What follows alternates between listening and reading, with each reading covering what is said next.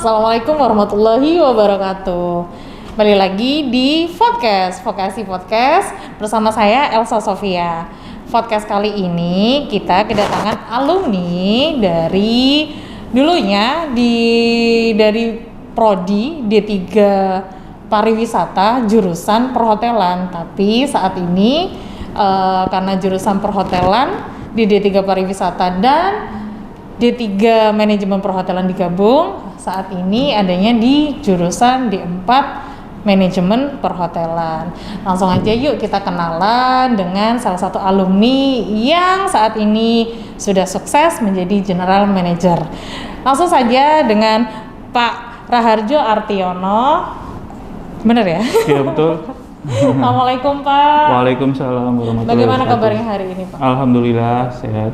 Kesibukannya Pak Raharjo sekarang apa aja? Jadi saat ini saya sebagai hotel manager di Moska Hotel Surabaya.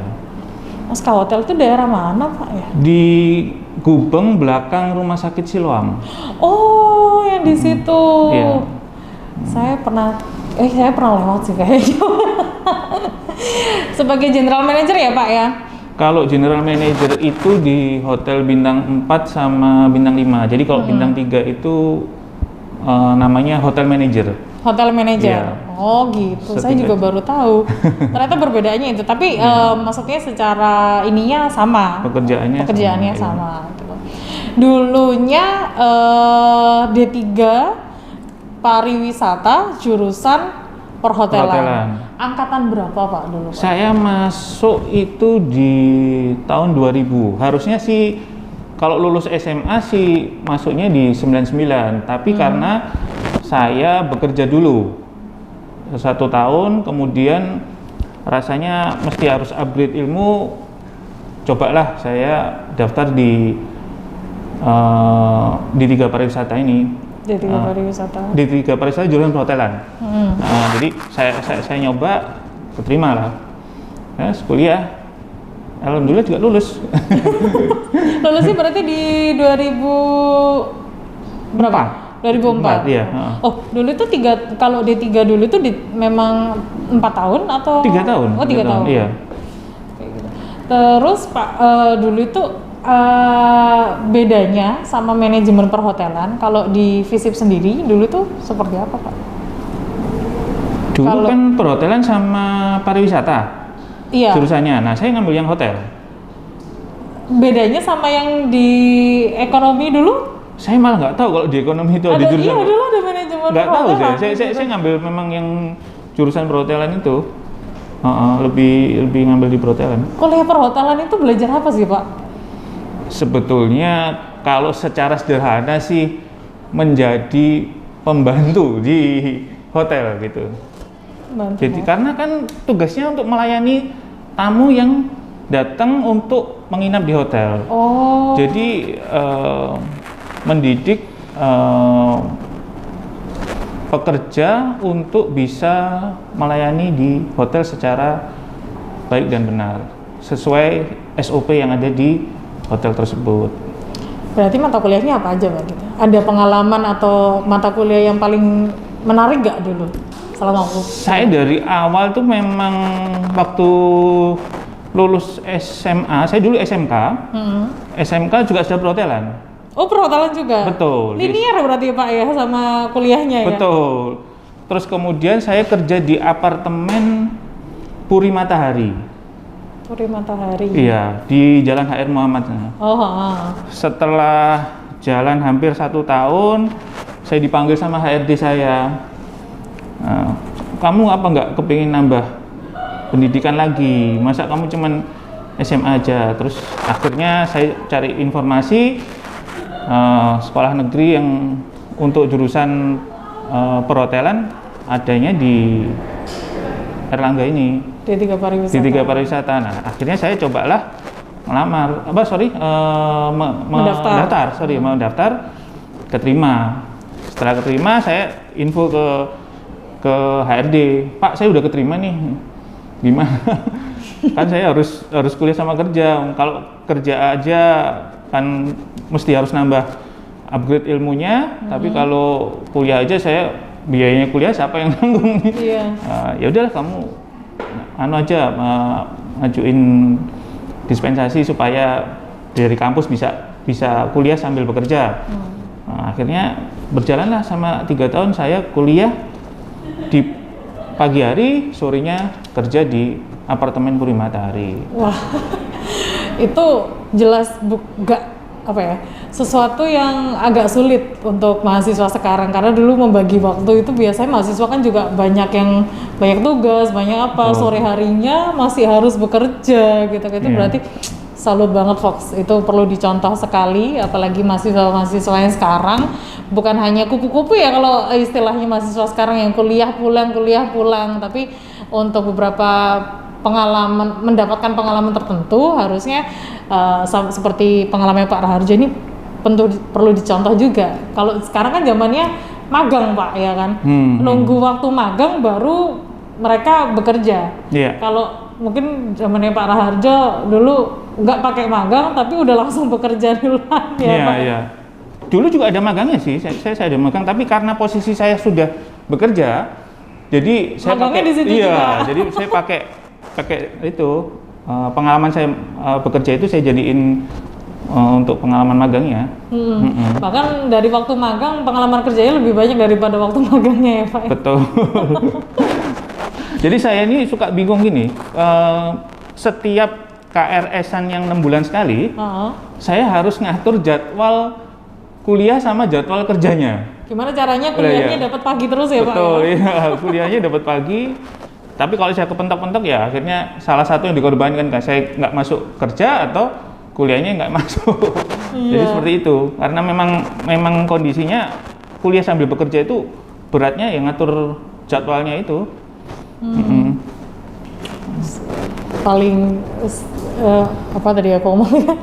Ya pokoknya intinya memang mahasiswa sekarang kebanyakan tidak ada yang bekerja, ya tergantung ininya sih Pak, memang ekonominya ya. Ada yang kalau memang itu ada yang harus bekerja untuk membayar kuliah, mereka biasanya ada yang bekerja, tapi ada yang enggak juga gitu.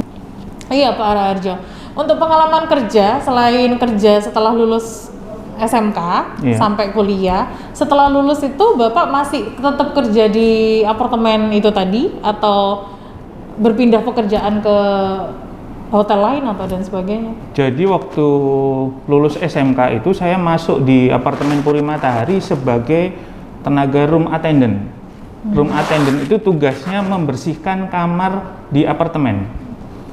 Jadi itu saya bertahan 5 tahun atau 4 tahun ya. Kemudian lulus kuliah, di-upgrade lah saya ke resepsionis. Resepsionis. Iya, yang awalnya jadi membersihkan kamar, kemudian menjadi penerima tamu untuk tamu-tamu apartemen.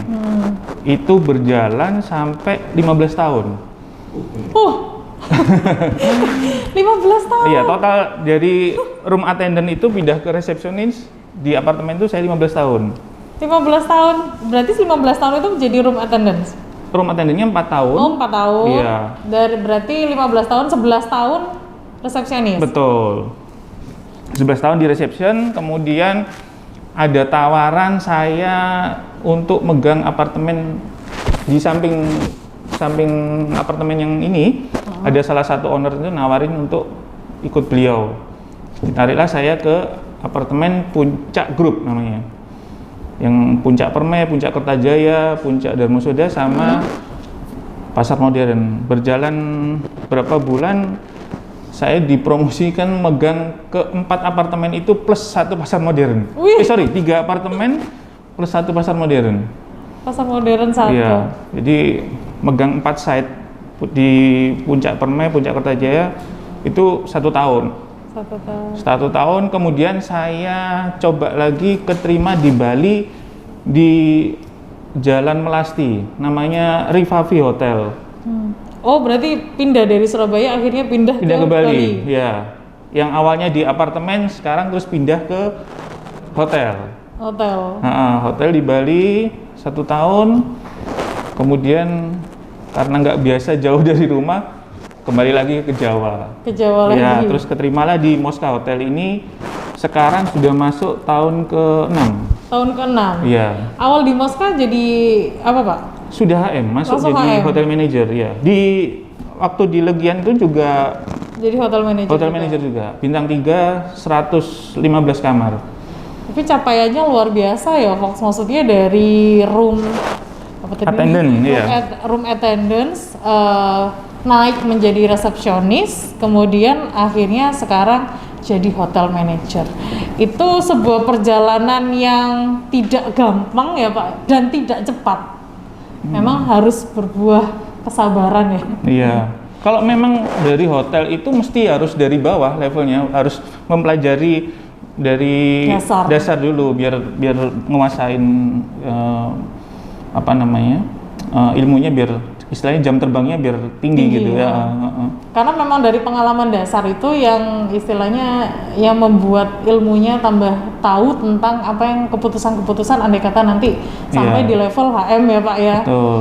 Karena kalau misalnya kita langsung HM tapi nggak tahu apa seluk-beluk yang dibawa, malah kadang nggak pernah Iya. kita nggak bisa memutuskan karena tidak pernah berada di posisi Betul. itu. Iya.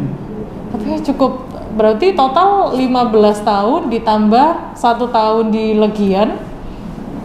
15 tahun di apartemen, terus geser ke apartemen satunya itu setahun, di Bali setahun, 2 terus tahun, sekarang berarti 17 tahun, dan sekarang 6 tahun, 6 tahun berarti 23 tahun di sudah industri hospitality. industri hospitality. Iya. Wah, Pak, itu pengalaman yang sungguh luar biasa.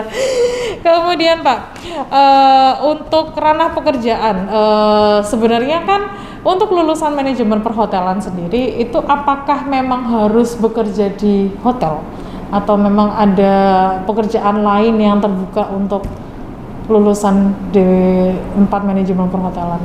Kebetulan rekan-rekan saya ada yang bekerja di hotel dan ada yang entrepreneur.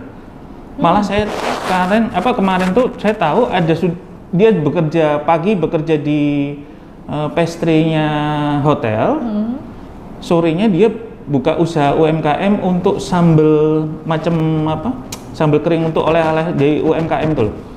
Oh, sambal-sambal kayak di kemasan kelas gitu ya, Pak? Betul, dia jual itu. Terus kemudian ada lagi paginya sebagai pastry, sorenya dia terima pesanan untuk box meeting atau acara-acara arisan untuk kue-kue box itu.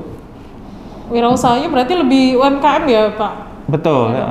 Tapi kalau misalnya memang kalau ranah hotel, berarti kalau pastry belajar masak juga ya, Pak? Kita dapat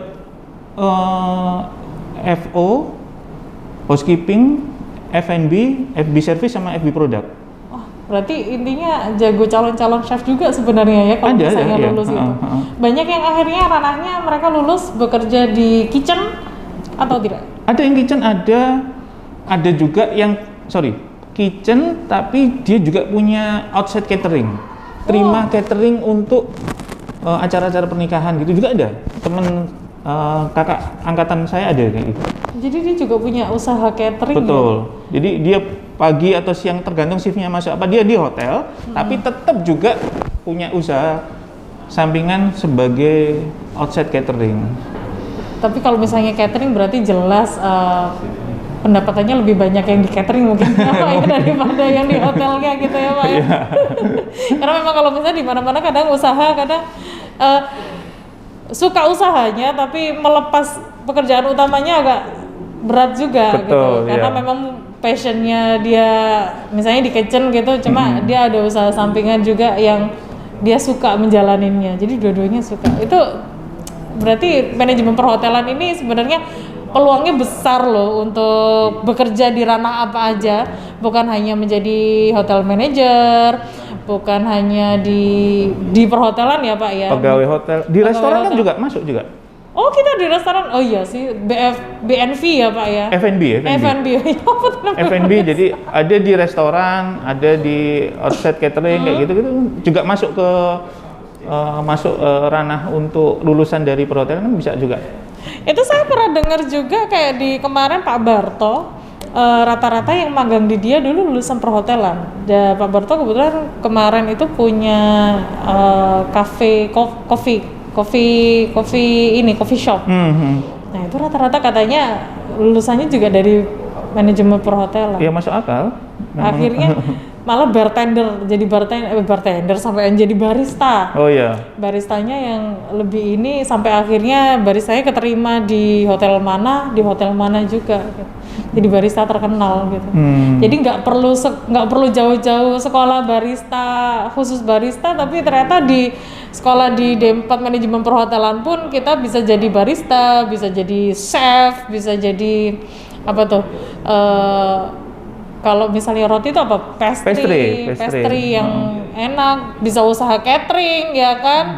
Bisa UMKM juga bikin sambal kayak tadi atau bikin makanan-makanan kemasan yang lain karena memang basicnya sudah diajarkan di perkuliahan ya Pak. Betul. Ya. Servis itu kalau servis rata-rata selain apa aja Pak? Kalau selain apa tadi itu? FB service sama FB product. FB product kalau itu produknya seperti apa? FB product itu ke kitchen. Kalau FB service ke waitersnya. Waitersnya. Iya, penyajian makanan, terus plating ke apa namanya? Ke apa itu istilahnya? Saya ini soalnya bukan orang F&B, jadi nggak suka banget jago masalah F&B. Saya lebih ke plate-nya itu maksudnya. Iya, tampilan ke plate-nya kan macam-macam. Jadi gimana tekniknya supaya tamu itu lihat tampilannya di plate-nya jadi menarik, terus nafsu makannya jadi lebih kayak gitu. Kan ada tekniknya kayak gitu. Rata-rata hotel sekarang ini ya Pak, kebanyakan ini nggak sih Pak, karena apalagi lagi musim bubur ya, kebanyakan hotel itu menyediakan yang namanya all you can eat, paket buka bersama. Kebanyakan itu kan memang apa itu namanya buffet, menu buffet gitu kan. Itu berarti memang strateginya hotel. Bapak kan hotel manager, itu memang semua hotel punya strategi untuk mengembangkan restonya nggak? Kalau di bulan puasa kayak gini, itu okupansi kamar penjualannya pasti akan drop. Oh gitu. Iya, jadi untuk mengganti revenue pendapatan di hotel, kita jualnya di F&B-nya. Jadi menggantikan pendapatan di kamar itu dialokasikan dananya untuk penjualan paket Bukberto. Itu cukup ramai ternyata. Padahal biasanya kan selain package pernikahan atau acara, itu saya juga baru tahu kalau hampir semua hotel itu menyediakan paket bubar gitu, dengan tergantung hotel, tergantung rate hotelnya memang ya Pak ya. Betul. Itu tapi memang itu strategi yang bagus sih, karena sekarang kayaknya malah lebih banyak kan bubernya lebih banyak memilih di hotel karena lebih nyaman daripada ke restoran sekarang. Itu bagus sih menurut saya. Terus ini kan kalau di hotel itu biasanya kan ada kontribusi langsung nih Pak terhadap ekonomi, atau kalau kita ini ada Sustainable Development Goals. Itu biasanya ada kayak tentang ramah lingkungan untuk apa aja ya? Ada banyak SDGs. Tapi kalau misalnya dari hospitality sendiri, itu apa sih Pak kontribusi langsungnya yang biasanya bisa untuk masyarakat? Diimplementasikan ya? Iya, diimplementasikannya. Jadi gini, ke masyarakat. Saya ini kebetulan juga ikut di pengurusan IHGMA. IHGMA itu Asosiasi General Manager untuk hotel di seluruh Indonesia. Kita ada 23 DPD di tiap provinsi. Jadi kebetulan di Jawa Timur ini saya jadi sekretaris. Nah, salah satu program yang kemarin digalakkan itu dari Kemenparekraf untuk pembinaan desa wisata. Seperti apa tuh pembinaan desa wisata Pak? Kalau mungkin Mbak pernah tahu desa Penglipuran di Bali? Penglipuran di Bali, iya. Pernah dengar saya. Nah, di Bali itu ada desa itu benar-benar dikelola sebagai tempat wisata secara profesional. Jadi mulai penginapan, mulai segala sesuatunya dipersiapkan untuk menerima tamu secara profesional. Nah, kami ini yang di Jawa Timur ini juga ada kegiatan untuk pendampingan desa wisata.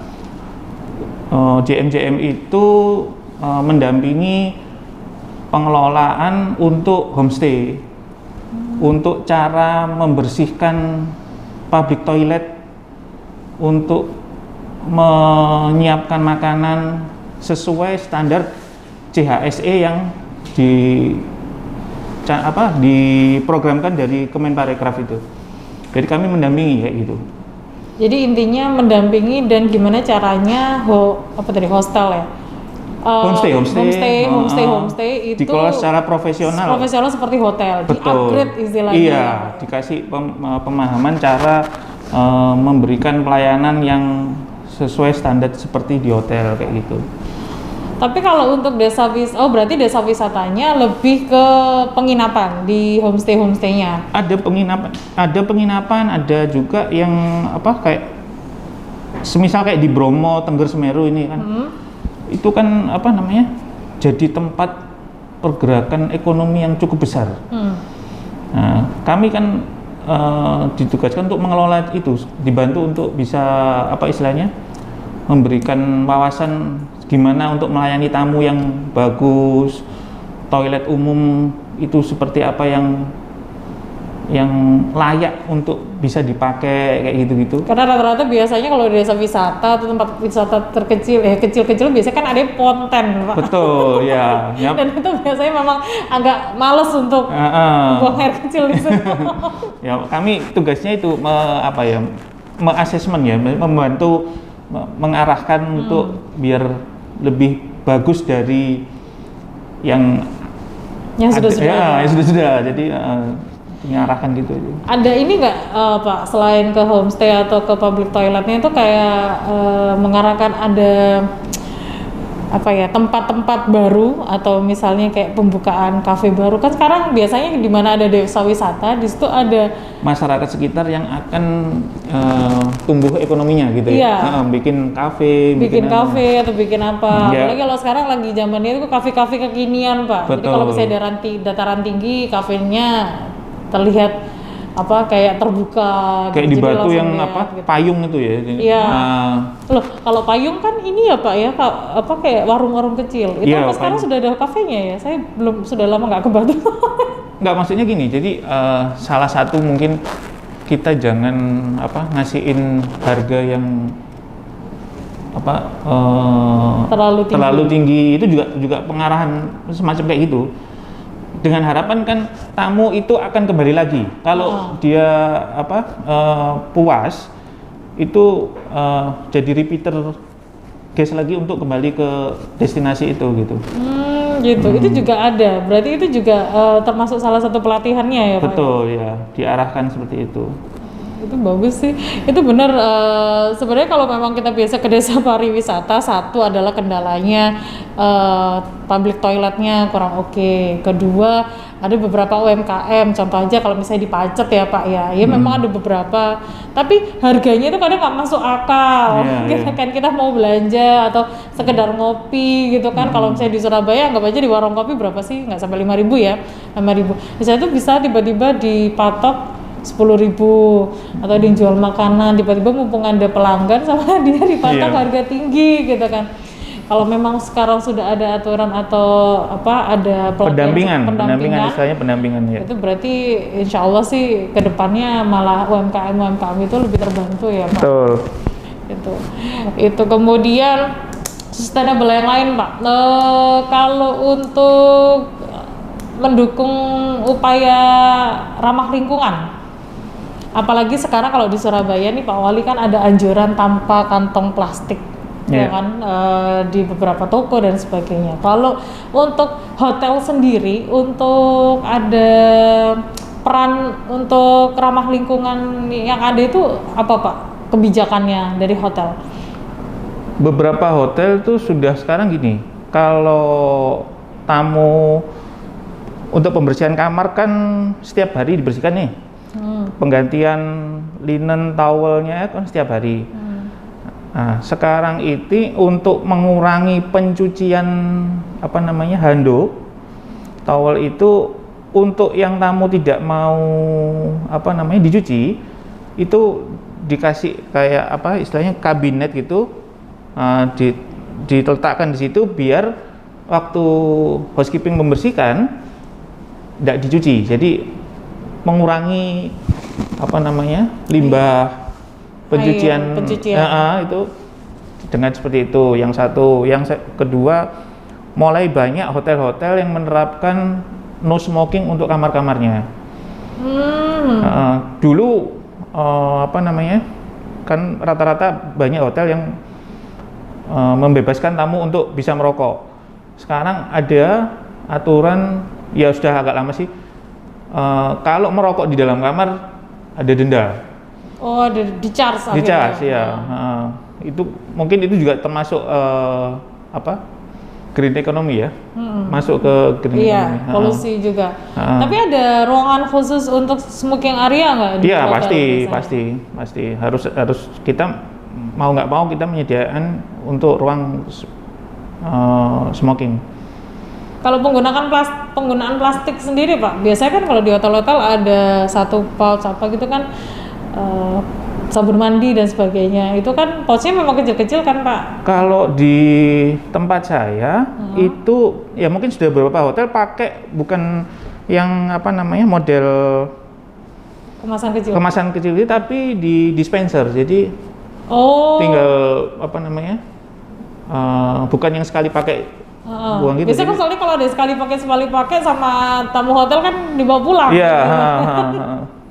Kemudian nyampe rumah juga akhirnya habis dipakai sama dia nyampah juga kan, karena kecil-kecil kan ya Pak ya. Sekarang juga banyak saya temuin untuk komplimen di kamar itu kan dapat air minum mineral water yang untuk di kamar mandi ada 2, di kamar ada 2. Jadi itu sekarang tidak pakai botol plastik tapi yang kaca. Botol kaca atau pakai Teko. Iya, teko sama gelas. Teko sama gelas, betul.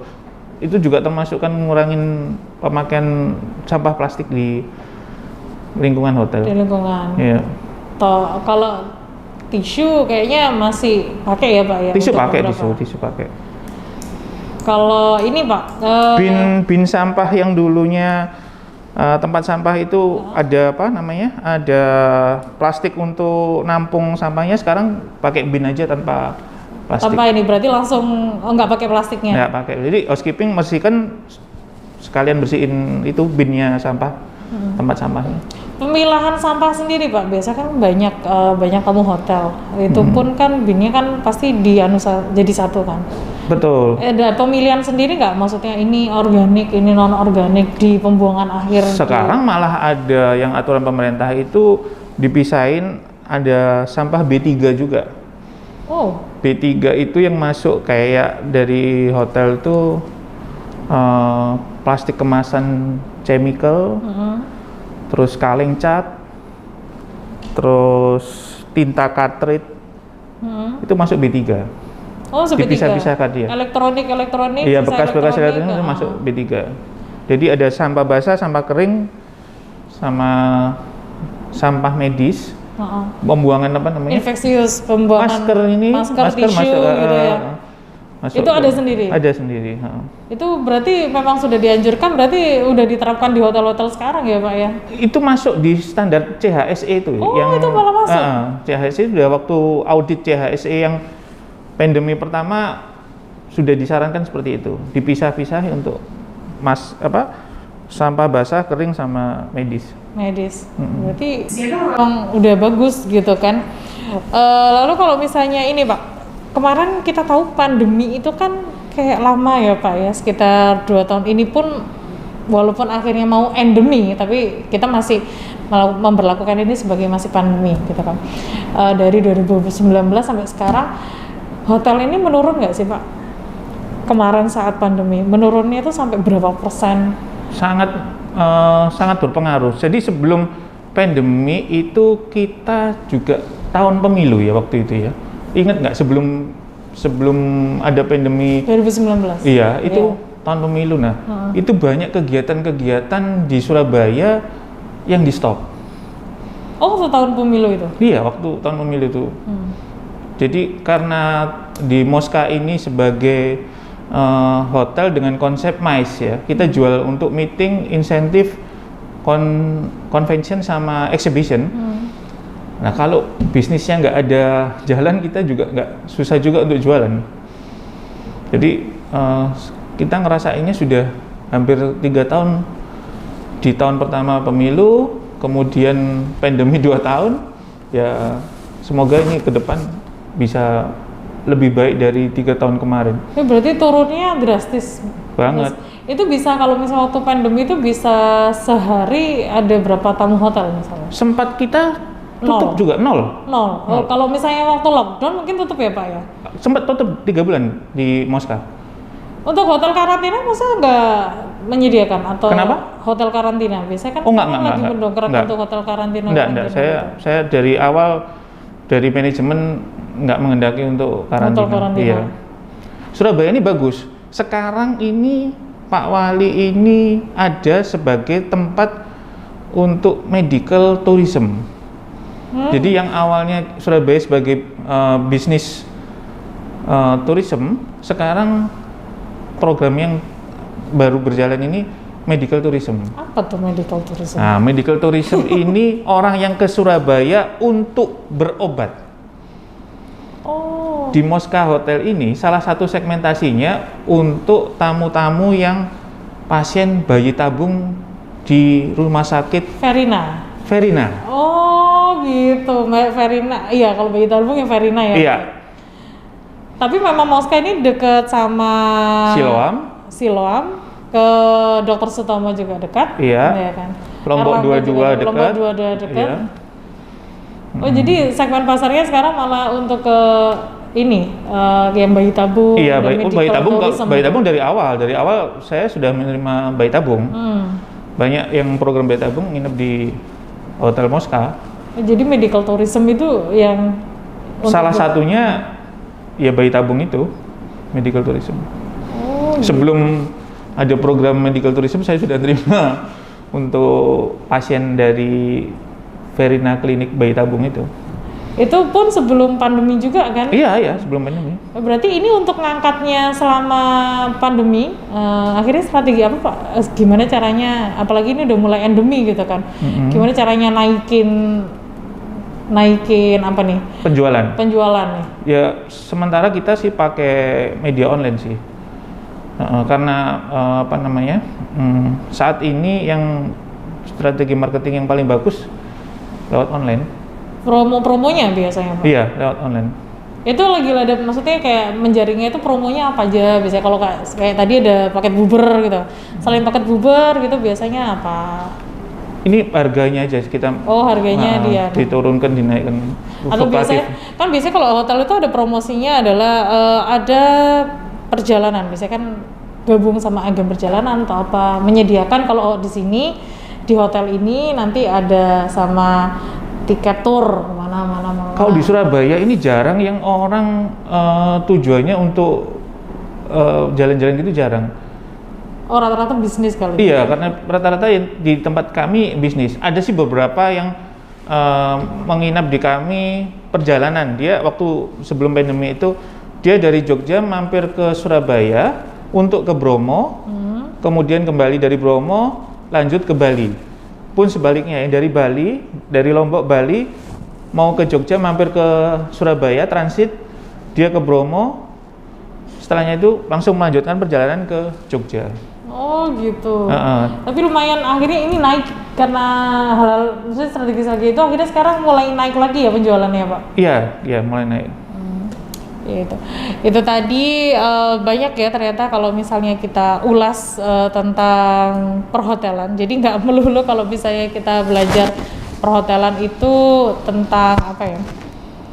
tentang gimana cuma cara mengelola hotel, tapi ternyata di asosiasi GM ternyata memang ada peran penting loh dari hospitality ini untuk masyarakat secara real, misalnya seperti ada pengembangan desa wisata seperti itu, gimana caranya upgrade dari yang namanya service dari homestay, gimana caranya standarnya bisa seperti di hotel. Nah ini tuh sebenarnya memang perlu adanya ilmu yang dipelajari di tingkat perkuliahan atau di tingkat tata satu ya.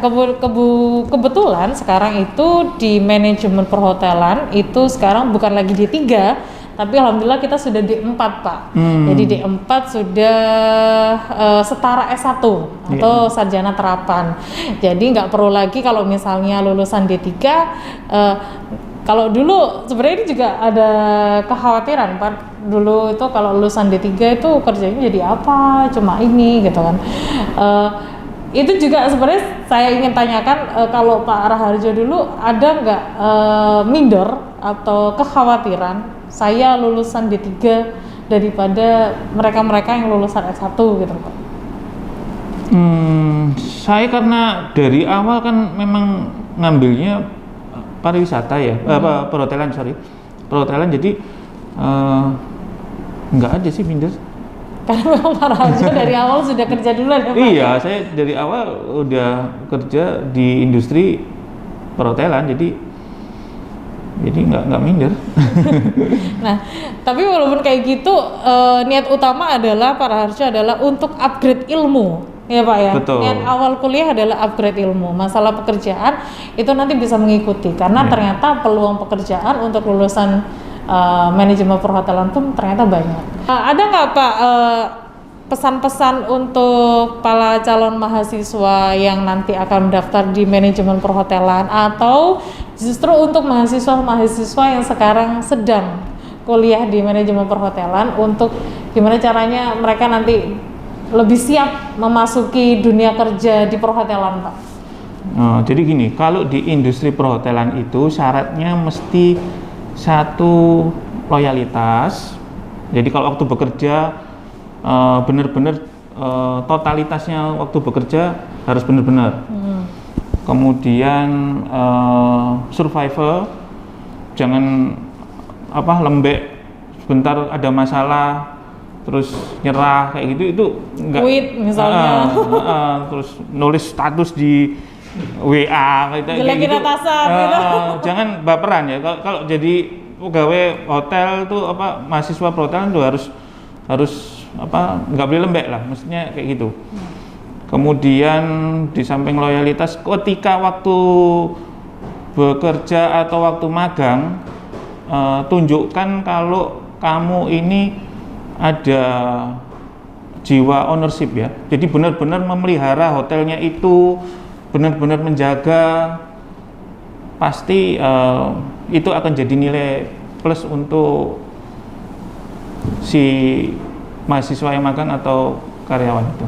Seperti itu. Karena magang mungkin bisa jadi kalau ada penilaian, siapa tahu kalau magangnya bagus, begitu lulus diambil sama hotelnya ya Pak. Waktu SMK dulu, ini sekedar cerita. Saya magang di Novotel sama di Hyatt. Selesai magang langsung ditawari untuk kerja. Iya, selalu seperti itu. Pertama di Novotel itu ditawarin untuk pagi sekolah SMK, terus sorenya disuruh kerja di kemudian pindah lagi magang lagi di Hotel Bumi. Hyatt. Dulu Hyatt, sekarang Hotel Bumi. Sama juga dari HRD juga nawarin, Mas Raharjo nanti gimana kalau lanjut terus kerja di sini ya. Jadi daily worker, pegawai harian maksudnya. Kalau berkenan nggak apa-apa, pagi kuliah masih SMA itu sekolah dulu, sorenya kerja.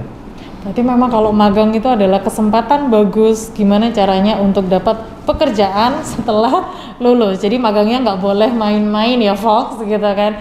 Kemudian dan mungkin kalau misalnya kerja atau misalnya kuliah. Dan kalau misalnya apalagi di dunia perhotelan, berarti yang namanya kita belajar melayani orang, itu kan berarti kita harus ini belajar pembelajaran yang nggak gampang ya Pak. Gimana caranya melayani orang tamu hotel gitu kan, mulai dari resepsionis atau dari apapun itu sampai jadi manajer pun kan kita tetap harus melayani. Betul. Yang namanya itu kayaknya Pak yang harus ditekankan mungkin ya Pak untuk para mahasiswa sekarang, gimana caranya tidak boleh egois atau sombong sepertinya ya. Walaupun nanti lulusannya D4 pun magang mau di hotel, tetap tugasnya adalah gimana caranya kita bisa menyediakan serve quality atau service quality yang paling bagus untuk para customer gitu ya Pak ya. Iya. Nah itu tadi bincang-bincang kita ternyata seru juga ya bahas tentang dunia hospitality, perhotelan, apalagi dengan alhamdulillah alumni kita sendiri adalah contoh nyata seorang hotel manager yang ada di Surabaya, ya kan? Nah, untuk kalian-kalian semua Fox, buat misalnya apalagi di para mahasiswa manajemen perhotelan, bolehlah kalau misalnya tanya-tanya sama Pak Raharjo besok-besok ya Pak ya. Oh misalnya. iya, silakan. Oke, jadi Fox, ternyata pengalaman-pengalaman Pak Raharjo ini sangat banyak yang bisa kita dapatkan dan bisa kita pelajari gimana caranya kita survive di dunia perhotelan, dunia perhospitality untuk kedepannya kalian bisa bekerja di dunia perhotelan. Jadi Fox, ternyata pengalaman Pak Raharjo ini banyak sekali yang bisa kita dapatkan dan kita petik, yaitu dengan pengalaman beliau dari mulai lulus SMK bekerja, lulus kuliah sambil bekerja, dan pengalaman beliau selama bekerja dari mulai jadi yang bawah ya Pak ya sampai jadi hotel manager sekarang itu nggak mudah. Jadi untuk kalian yang sedang kuliah atau yang akan berkuliah, jadi jangan takut untuk kuliah di D4 Manajemen Perhotelan. Untuk lainnya kalau misalnya ada yang mau ditanyakan, kalian bisa langsung tanya di Instagram @vokasi.uner atau bisa juga tanya-tanya di kolom komen, bisa di subscribe dan like di channel Vokasi Uner TV. Nah, kita juga udah selesai di penghujung acara. Saya berterima kasih sekali kepada Pak Raharjo sudah menyempatkan datang di Fakultas Vokasi untuk berbagi ilmu dan pengalamannya bersama kami, Pak. Ya, sama. Sehat selalu Bapak. Amin. Semoga kedepannya karirnya lebih baik. Amin. Dan di lain kesempatan bisa sharing-sharing lagi bersama kami dan para mahasiswa kami yang ada di Fakultas Vokasi, khususnya di program D4 Manajemen Hotel. Makasih Pak Raharjo. Ya, makasih. Untuk kalian semua, kita pamit. Saya Elsa, pamit dari Vokasi Uner TV bersama tim Sinergi Alumni. Wassalamualaikum warahmatullahi wabarakatuh. Waalaikumsalam warahmatullahi wabarakatuh.